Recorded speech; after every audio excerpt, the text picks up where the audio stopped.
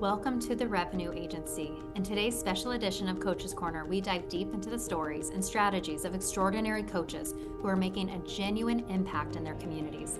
Each week, I bring you authentic voices from diverse niches, coaches who have faced their own challenges like burnout and brokenness, and turned those experiences into powerful catalysts for change.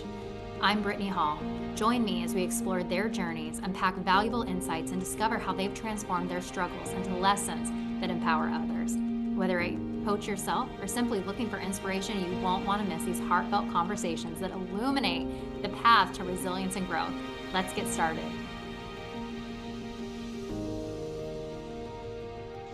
Hello, everybody. Welcome to the Revenue Agency podcast. This is a special edition of the Coach's Corner. I'm so excited today because I'm joined by this awesome woman, mom, wife, businesswoman who I met, just like a month or so ago, but her name is Jenn Brown. She's a coach to teens, young adults, and really families. She's doing some really great work, and she's a fellow Texas mama. So I'm so excited to be joined by you today, Jenn. Welcome. Woohoo! Thank you. Nothing like a woohoo in Texas, right? I know. I'm like, I love it. Yeah. Yes. Well, I'm just so excited that our paths crossed through a mutual friend, and it was on a podcast. It absolutely was. And I was just telling you, Brittany, like when I met you, it was like, there's a connection there and I will be in touch with you. So I'm so excited this worked out. Yeah, me too. Me too. And then I launched the thing and I was like, hey, come do this, because I think what you do is it's so cool. There's not a lot of people that I see out there doing what you do in the way that you're doing it. And just really, helping families, kids, parents just like understand and communicate. And I want to kind of go to the beginning of really like, how did you decide to become like a life coach and get that certification and go to school for that? Tell me a little bit about that journey. Well, it's very off the wall, so super random, and a lot of trauma, actually. I was a teacher. I was working as an instructional specialist, and I was in it. I was, forecasting what it was going to look like to grow old as a classroom teacher. But I had just had my third child and I was on the second day of my maternity leave coming back. So I had just taken 9 weeks off and I was 2 days back in the classroom and working with teachers. And I got the call that he was really sick. And so that's when I went to go get him and I saw immediately something's not right. I'm taking you to the hospital. He's so little. And so that's when they told me 24 hours that had passed, he was diagnosed with shaken baby syndrome. And so this is where they stood in a room with 10 people around us and basically said, you are not going to leave here with your baby because somebody hurt him. And we think it's you. We think it's your husband. And so we had the cops there, we had CPS there, we had social workers there, we had the admin there. I mean, just everybody staring at us. And I remember running into the hallway and sitting in a chair, and it was almost, and you hear this about trauma, it's like a bubble goes around you and everything that somebody's saying to you feels like you're underwater. And I remember this nurse getting right next to my face saying, you've got to pull it together. You've got to do this. And I just, that slow motion looking at her like, what just happened? Who is this lady? Why are you screaming at me? Yeah. And so well, was there this moment, sorry to interrupt. No, do it. It's like, and I like, as you're telling me the story and like, I've heard it, but I'm like, oh, I can't even imagine like where you're like, of course, everybody's going to say, I didn't do it, but like, you're like, I actually didn't. Right. Correct. And how do was there anybody that was like advocating for you? Like, listen, like you'll get through this, like what happened in that moment?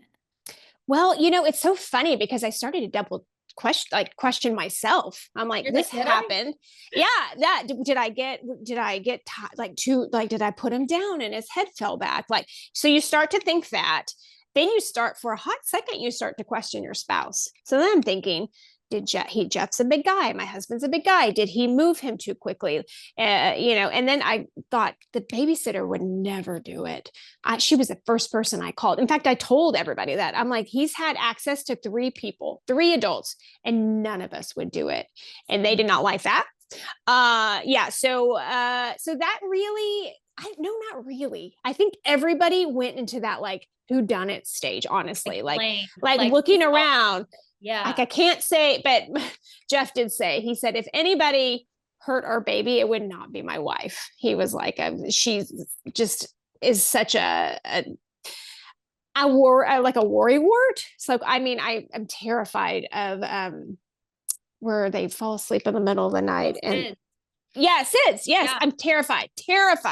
So I was always super anxious, just walking in and not in a healthy way. Are they breathing? Yeah. Not in a healthy way. Right. Like it was like, I don't think I slept for the first like year of each one of their lives. I got 3 kids.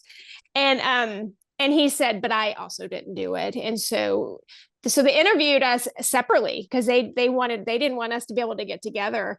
And they took my phone and they screenshot all my text and like trying to get clues. And the officer who was assigned to our case said, I can tell, I read body language. Like, that's what I do. You didn't do it after we interviewed. And he said, so now we have to talk to CPS because CPS is like, you did it.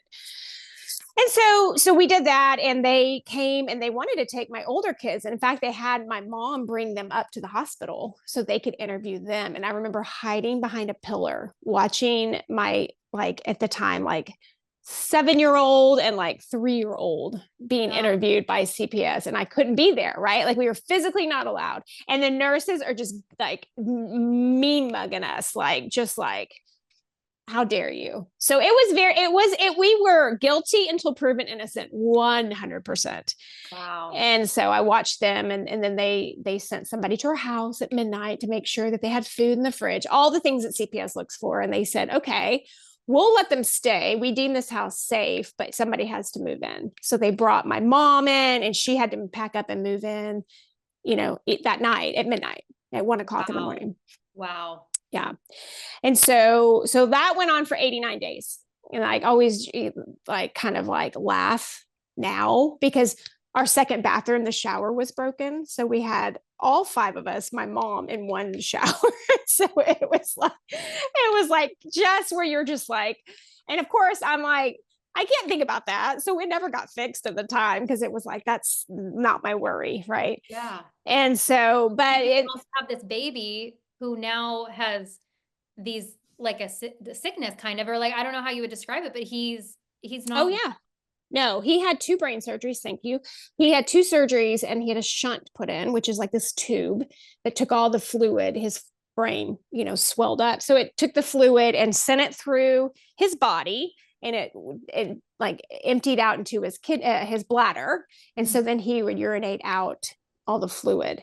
And so that had to be done. And it was just like this so we had to do that, the scars and all the surgeries.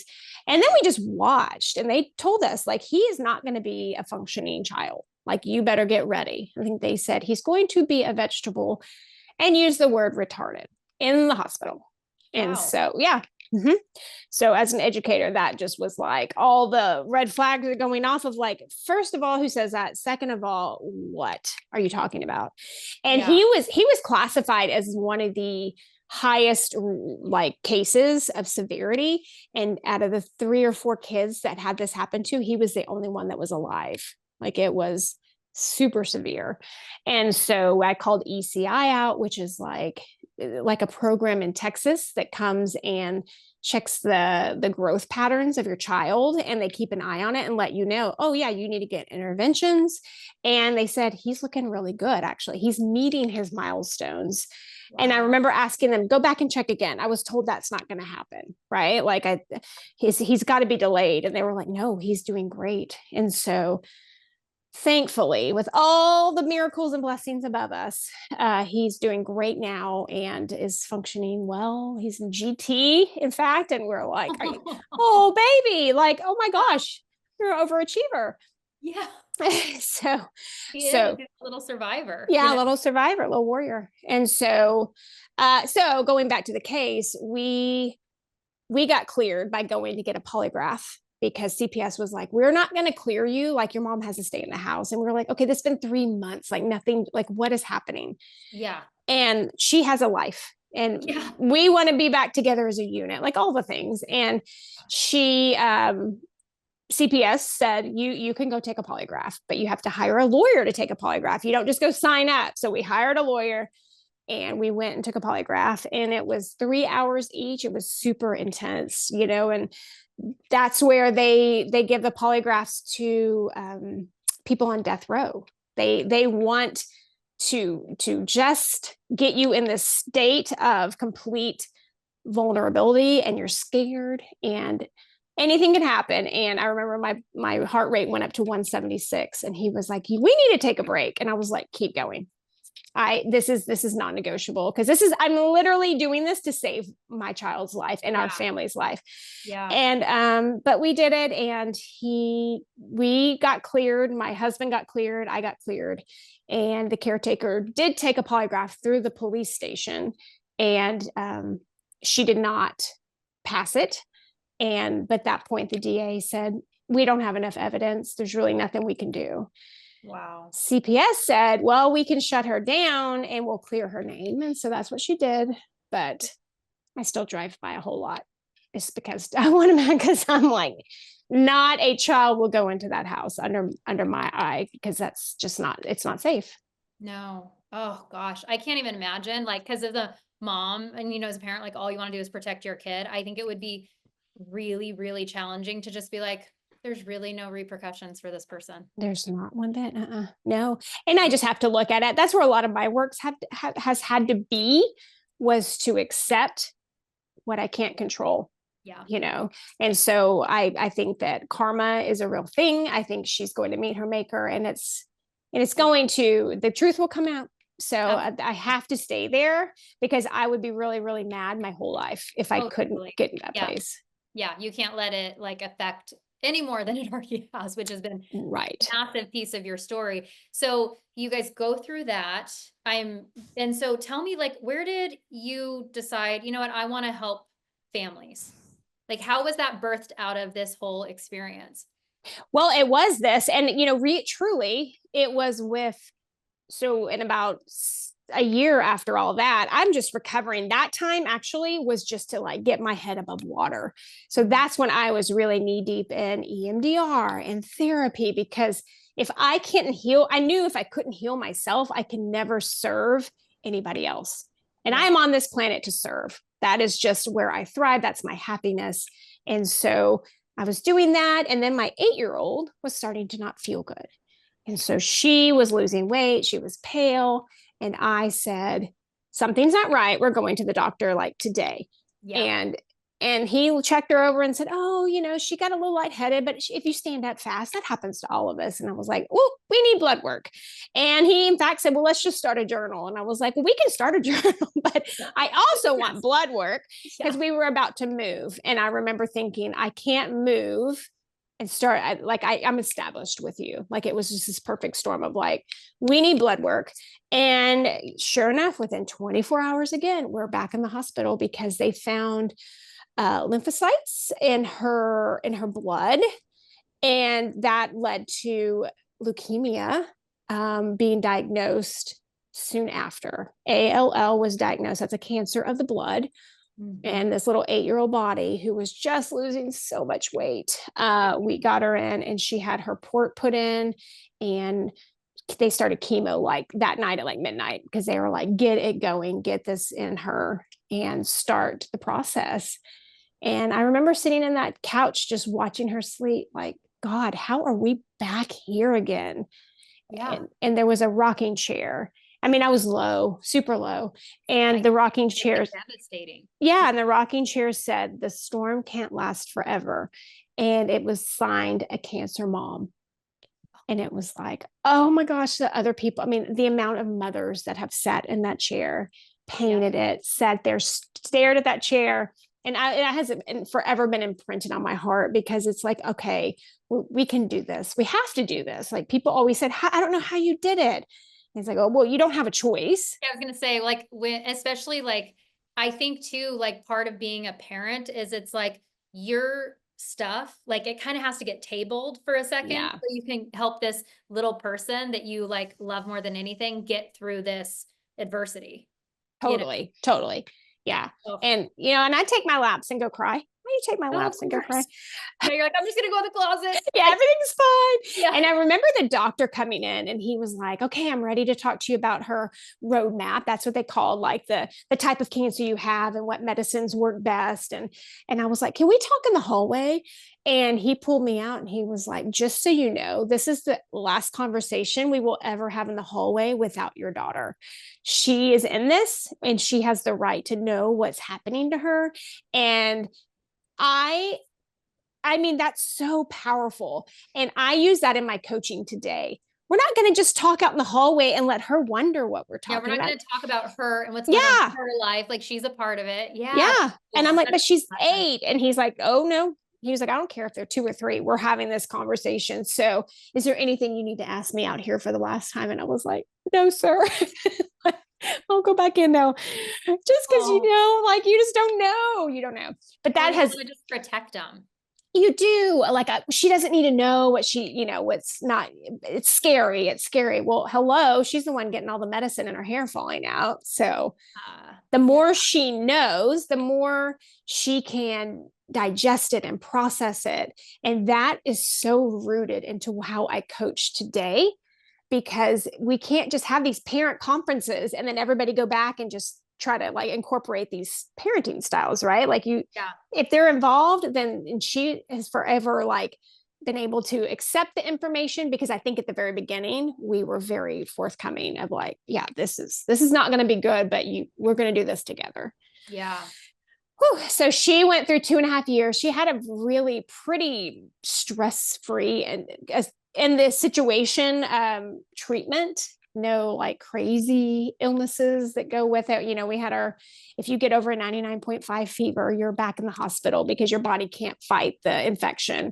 Yeah. And we had a couple of those, but she was a rock star and took her chemo and did great. And then so then she is cancer free and she's in the survivors club, which means she's 5 years over, treatment.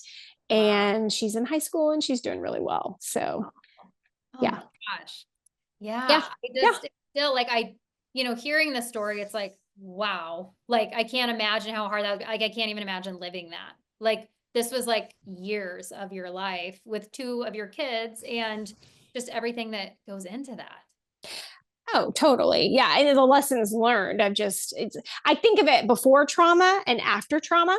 Because Yeah. I am a complete, like before I was just kind of like insecure and, just kind of compared myself to others and, just kind of lived in that world. When I came out of it, I was standing so much bigger and stronger, even though I needed to go get my mind right with all the help. But I Yeah. mean, now I think that's what's really led me to be able to coach with such confidence, because it's like, Yeah. whew, when you walk through fire, you grow an extra like tough cape to go with it. Yeah. You're kind of like, if I can do that, what else is there? Yeah, Like, that didn't exactly. take me out, Yeah. So that's Oh, that's kind of where I led. And so once we got everybody healed, I stayed home with both kids and did all the things. And that's when I was like, it's time. It's time to help others truly, to communicate well, to be able to foster confidence and motivation. And this teenage world right now is super hard. As you well know, you've got kids, but like, yeah. I'll have a teenager officially next month. there you go. Oh my gosh. Yeah. Yes. Yeah. Yes. Yeah. And a 10-year-old son who I feel like I feel like the second ones, like they go quicker because, Totally. it's like they're the babies and they're observing everybody else and the behaviors kind of come faster. But yeah. So I know obviously you have like a heart for family. So you get your life coach certification and you launch, this business and how long have you been coaching now? So I went and got my coaching degree, and then I went to a teen coaching academy. So I've kind of like done all the work to like do these both worlds and combine them. And in Yeah. fact, it's so cool. And then I have been technically open in June, it will be 2 years. It will be Wow. 2 years. And it's just been like from the day I registered that LLC, I was like, okay, we're going to do this. I don't know what's going to happen. And I still kind of live in that space of like just one foot in front of the other, because my coaching philosophy and the theory behind everything I do is 1% at a time. Because Yeah. we can't set out to do like, I'm going to go run a marathon. That doesn't work that way. Yeah. I'm going to go on a couple steps today, and Yep. it's working well, but Love it. it's just what we can digest as humans. I find. Yeah. I love, well, I just love what you do because I have a heart for young people. I'm like not in like a way that I would want to be a teacher. But like I've coached a lot of kids in sports. I've ran kids camps. It's always been like the health and fitness kind of Yeah. world and stuff. But I just think that what's so cool about young people is that they have all the potential in the world. And then usually it's the adults and our like paradigms or how we're wired where we start putting them in boxes or think we know what's right for them. And, and we do as parents, our job, I believe, is to guide kids. But what is some of like the biggest or most common hiccups that you see in families, like of young people and teens? Oh yeah. So a lot of things that I see, it goes back to the communication, like missing each other. Mm, Teens communicate in a completely different way as parents, like that. And we're different generations. Like the way we were raised is completely different what is yeah. happening in today's world. So it's almost like we're all just kind of flailing around like, am I doing this right? Like they've got technology, we've got kids with technology, we have technology. I mean, Yeah. and and so it's a matter of understanding your teen for who they are as a person and not the vision that we had when they were born. Mm, When you have kids, you kind of have this vision that they're going to do this and they're going to do that. And they may do it and that fits in naturally, but they may be like, oh, that's not who I am as a person. And as parents, we have to kind of pull back that vision and even grieve it. I've talked to parents before, like grieve that vision you had that your child's going to be a straight A student that goes to play soccer. They don't yeah. like soccer, right? Like so, but they want to do arts, they want to do theater. And how cool is it if you could dive into their world and learn something new opposed to them coming to your world? Oh, totally. So, and it happens more than you think as far as, well, this is just, it almost hurts the parents like ego of like, but that's not how I've raised them. I've raised them to go play soccer, Yeah. and Or I don't know anything about that world. oh yeah, yeah. And I think too, it's funny because, we both live in Texas. There's a lot of like cheer moms and cheer Mm-hmm. girls and I think it's great. I think they work their butts off. Like I was a cheerleader in high school. But my daughter is definitely not that, but it's funny because I think because I'm so like independent and I always wanted to do what I wanted to do. So I think for me, it's like that's just how I think. So I try not to put that stuff on my kids. But Right. like my daughter is in the band, but I remember when she wanted to be in the band, we're not from Texas, so I didn't realize what band really means here. Just like using this as an example, it's like band I was like, isn't that for like nerdy kids? Yeah. Like I Totally remember like right. our band was tiny, it was bad, and it was like Yeah. band. And I was like, band. And then I go, okay, well, what do you want to do? Because I was like, well, I did sixth grade band. Yeah. And I'm Right. like, oh, like the flute or something small. She's like, no, I want to do the trombone. I'm like, do girls even play that instrument? Like, what? But I'm so thankful that she is so strong-willed, which I can say she probably gets from her parents. But because we're like, advocate for yourself, but Yeah. with Right. us, we're like, oh goodness. But it's something that's been a massive blessing in her life that she's completely excelled at. And I tell her all the time, I was not right to question you on that. Like you knew, and I'm so glad you stuck up for yourself with us. Because I was like, what? This big thing and it's expensive, and now you got to get private lessons. And like, what do you mean? Like, we're gonna have to go to all these band concerts. And now we're like, these kids are incredible, but it's a world that I knew nothing about. So it's like, it's just case in point, of exactly what you're talking about. And so I've experienced it personally, and then I'm sure you see it across a lot of families. Yes, and what you said right there was I went back to her and just said, good job. Good job on advocating for yourself, because I wasn't leaning towards that. I too have a band kid. Not one day in my life have I known anything to do with band. So I'm Yeah. with you. I feel that story in my bones where it's just like, seriously, like wouldn't you rather do this? Like, go play I know. I'm volleyball. like, Like, it's so fun, And she's like, no, like, I don't like volleyball. So, yeah, but being able to go back and just saying, because them seeing you as vulnerable and saying, I messed up. This is my first time of parenting. And I just want to say thank you. Thank you for pushing yourself. Makes them feel seen and makes their value and like feel important and makes their opinion matter.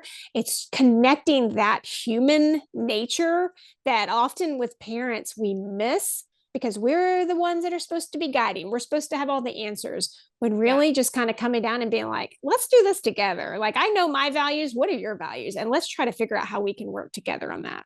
Absolutely. And I think too, it's funny that, like you said, we're different generations. And I remember like my parents, it was like I put them on this pedestal, and it was a different generation where they didn't apologize, even if they were wrong or hurt my feelings. It was like more defensive, like Uh-huh. as an adult, like having adult conversations. And so I think probably through all the personal development that I've studied, but I tried to be aware of that with my own kids and like, hey, I'm not perfect. But I remember it was my husband that told me, because I've been through some seasons with my own family, and my parents and stuff, and we have a great relationship. So now I'm like very thankful. But I remember my husband one time told me like, they're just people too who are trying to do their best. And that was like a light Exactly. bulb moment. And I was like, oh, because now like I'm a parent and I have kids and I don't know everything and I'm just trying to do my best. But sometimes I'm like, we were way more afraid of our parents than our kids are. Totally. Totally. Like, we're too nice. Right. Right. But that's what the researchers say now. Because if you think about all the mental health, you think about it like adults that can't have extended family time because it's just never talked about. Like there's just not, it's not common to be able to go to an older generation and just say, can we just get to the bottom of this? There's a lot of like no talking to each other. There's a lot of defensiveness, and defensiveness, the root of defensiveness is low confidence. So Mm, if you get defensive, it's because it's starting to feel uncomfortable. So you're like, oh, wait. So yeah. then it's like just almost like an armor. Yeah. And Well, and the ego goes up and goes, well, I can't possibly be wrong. oh no, yeah. Yeah.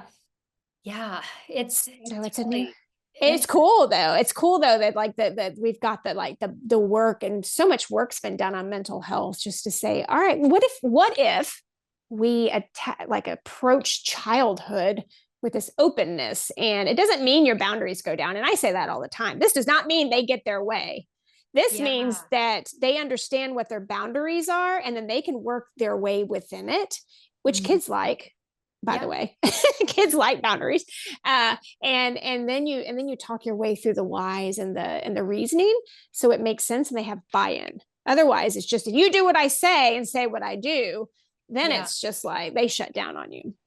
Yeah. Well, and then I think it probably, I would assume, like would build like a resentment. And then when they're old enough to like be out of the house and they can do whatever they want, like it would be a weird swing to that. Totally. I remember I went to a private Christian school growing up, and there was some people that were so strict with their kids that then once they got a little bit of freedom, they just didn't even know like what to do with it. And they went completely off the rails. And it was funny because my parents weren't like super strict. I would always say they were real well-rounded and they were real honest with us about stuff. So nothing ever seemed like it was that big of a deal, or like something that, like we were really like had this little like prison of a childhood. Right. But I have a question for you because I see a lot, just in different parent groups, like on Facebook and things like that, like people who say, you shouldn't let your kids have phone. You shouldn't let them do this. You shouldn't let them do that. Like keep it all like don't expose them to that. And I'm a big one on boundaries, but I also think that if we can let our kids have a little bit of freedom with things and teach them while they're still like under our roof and guide them with these different things, that's my parenting philosophy. But how do you help people with that? Because I know the technology thing and the social media, it's a big talking point. It's a real issue for a lot of teens. How do you help families navigate that? Totally. And technology is here to stay. Yeah, Right. It's not going away. So for and you have, and every kid's different, right? Like if you have a kid that has like addictions to things, or if they have a hard time navigating, those boundaries have to be so well implemented. even with all kids, truly, because it's bright, it's shiny, it's feeding back endorphins because all the lights. And so we have to just do it with common sense, truly. But a lot of times I will tell parents, if you let's say fast food, you never give that, you never stop. You're like, that's trash, that's trash. Kind of going to the story. Those kids are going to go to college. I actually had a good friend of mine do this, and she knows I tell this story. But when he went to college, she's like, no fast food. It's awful. That kid went into every day to McDonald's every day when he went to college, because he was like, I haven't had this nectar. And so they're having to work through how to find that balance. So I think the same thing happens when you're like, no phone, no phone, no phone. And then you get a phone and it's just like, oh, crazy. I have no control. And so what I personally do, and I work with my clients, is we set up this contract. And everybody has a say so. Like, we come together and we're like, okay, what are the times that you feel like mom and dad and child, where can you use this phone? All right, what's going to be on the phone? Okay, we're not doing any apps. And no, you want to start out very simple, where they can maybe text and they can call and use some apps on like weather or steps, just to get a feel. I do like those bark phones. I like the things that just start them out with minimal. Mm-hmm. And then, slowly it's like, okay, when you can prove to me, and it says this on the contract, you can prove to me we can do this, then we will let you have one more app or one more thing. And it's almost like just a slow feed in. So there's never just this whole like cup of nectar that you can just drink. I just say that because it's so sweet and it tastes so good. And so, and every kid's different. So, but they know very clearly, if they don't follow these rules, then it's very clear on the contract, that phone comes back to me. This is a privilege. It is not given. And if you can prove yourself, just like when you're in a job, you prove yourself, you're going to keep getting paid. But if you can't follow the rules, then it's going to have to come back to me, and we're going to have to come back and talk about the contract and what it's going to look like to move forward. Yeah. Wow. I love that. I love it, because it's just like, I think people, a lot of times what humans need is just like a structure. But totally. I think what's so cool is that you help people create that, because a lot of times parents, it's like, we're just going day to day. Like, what's on the calendar today? What time do we have to practice? What's for dinner? And sometimes like, and then the days just go by so fast. And then you're like, wow, we have a problem. We have a problem. I'm so busy doing all the things. And mom and dad, I also say, like, if you're on your phone 24/7, that is being soaked up by your kid. You have to find the balance. Have the time. Dinners, put your phone away. Phones don't go in the bedroom. That's a hard no. When you're studying, phones have to go and charge it. Make it productive time. Go charge it in the other room. Like, so when you get back to it, it's going to be beautifully charged. But you have to have like this rhythm of when it's time to have your phone and when it's a time to just connect and have fun and go do something, and not just constantly have your nose in the phone, because they will pick up on that. Yeah, absolutely. And I noticed that, just in society, it's like at the airports, or like the other night we were at a band thing for my daughter, and you look around like where there's groups of people, everybody's like this. Yeah. And it's funny. I remember I was listening to a video one time, and it was like, there's so much loneliness in the world, but there's no lack of people, but it's just like the connecting. And, like you said, we'll never go back to the time where it was like a landline and an answering machine. Oh my gosh, I haven't thought about an answering machine in a long time. Oh my gosh, I know, the answering machines. And, but it's like, gosh, I don't even remember what that was like to just go run errands and not be connected by a phone to people, and having to feel like I have to get back to messages and all this stuff. Technology is a great thing. It's a great tool, but it's a slippery slope. 100%. So, and if that's a problem, like, then it's time for yourself. You have to ask yourself as a parent, am I modeling? Like, if I saw me as a child, as my child, would I be happy with their phone habits? And so you have to do the work on yourself to be able to say, can I physically put it away and not panic? Because there is so addicting. It is addiction. It really is. And the research is coming out like, and we don't get the biggest high anymore from having that conversation because it's not lights and music and dancing. And so it's just finding, realizing where that fine line is and then modeling it. So it is a family affair.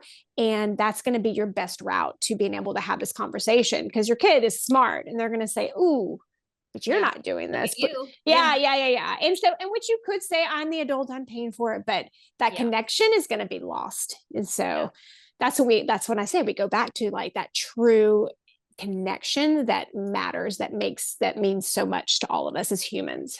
Yeah. Well, and I think what's so cool is that you bring light to these things and you go, let's just put it out on the table. Let's look at it from different perspectives. Let's talk about it and then create boundaries. And then I think that what you probably help a lot of people do is just see something in a way that maybe they're not looking at it, because it's hard when you're like parent, kid, like this thing, but then you're this third party who's really non-biased. It's like, I want to help you guys be productive in this relationship and have like a great relationship. It's really neat.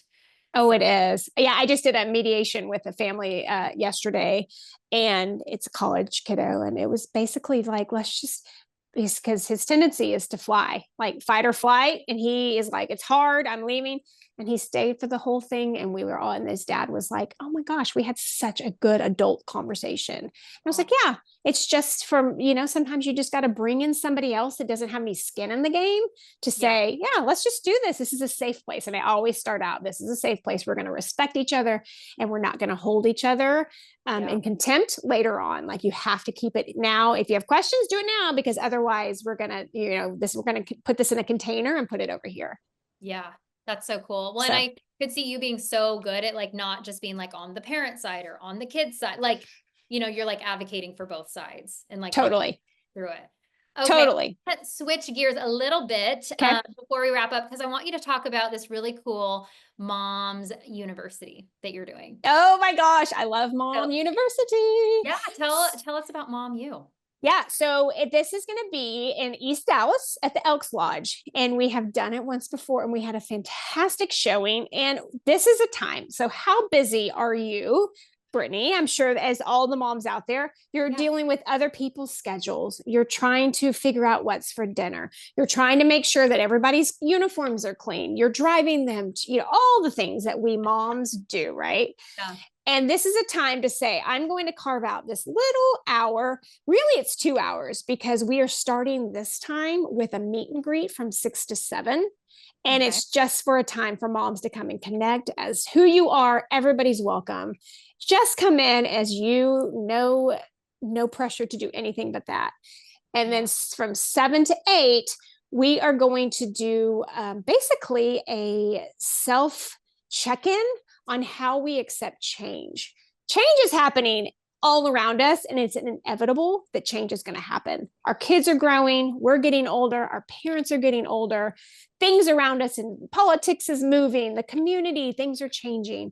And we are going to have myself and Katie Beth.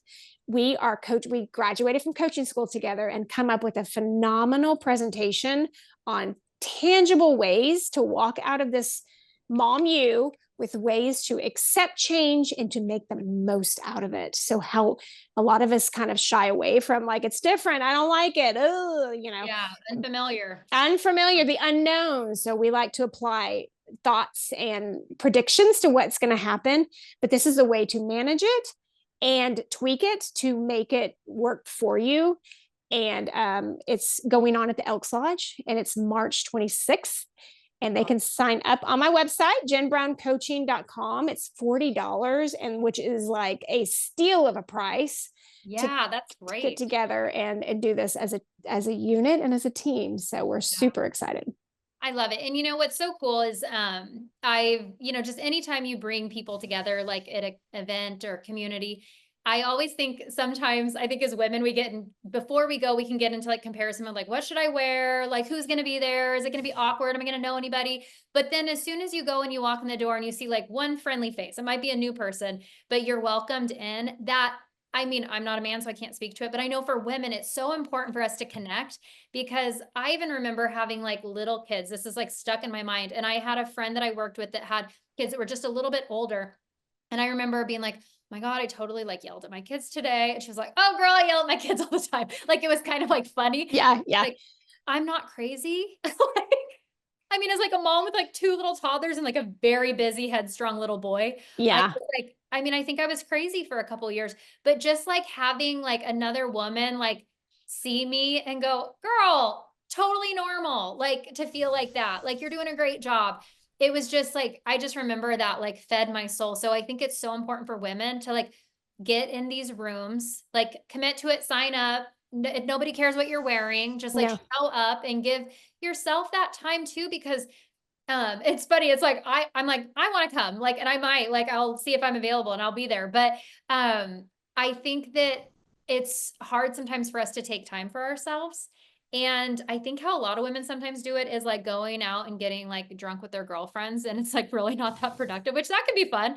But it's like go learn something and be in community and do something that's gonna like really feed your soul, like Right. for the long haul, and learn something new and meet new people. And I just think I this is mean, the coolest concept. how often do we do that, right? Where it's just this like it's just commit for these 2 hours or hour, even if you're like, I can only make the talk. I mean, and walking out just feeling so feel like fed into, like Yeah. filled up really. And Yeah. so last time, this is funny, we had a thing on the door, like this poster, and it said no judgment. Right. Mm, Well, my friend Katie Beth misspelled judgment. And so we were going back to fix it. And we were like, no, we're going to leave it that's because so funny. you know what? That is how we roll.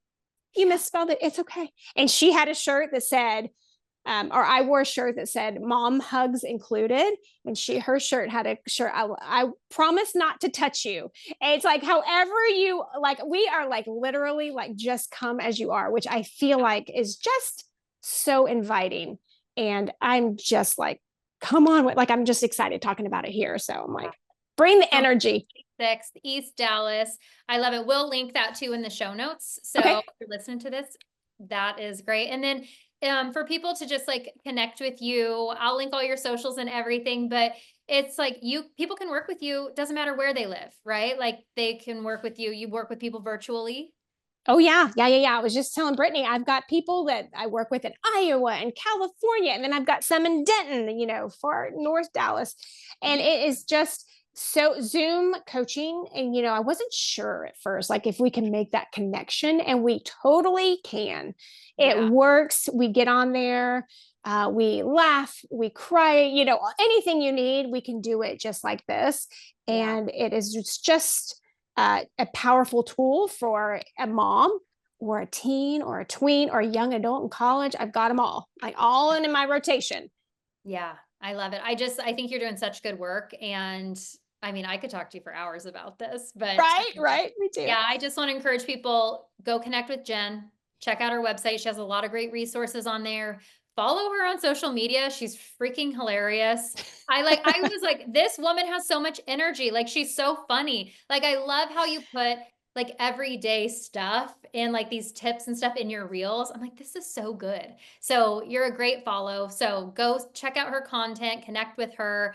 And Jenn, thank you so much for giving your time today to just share this value with people. It's Oh, really, I think it's absolutely. really important work.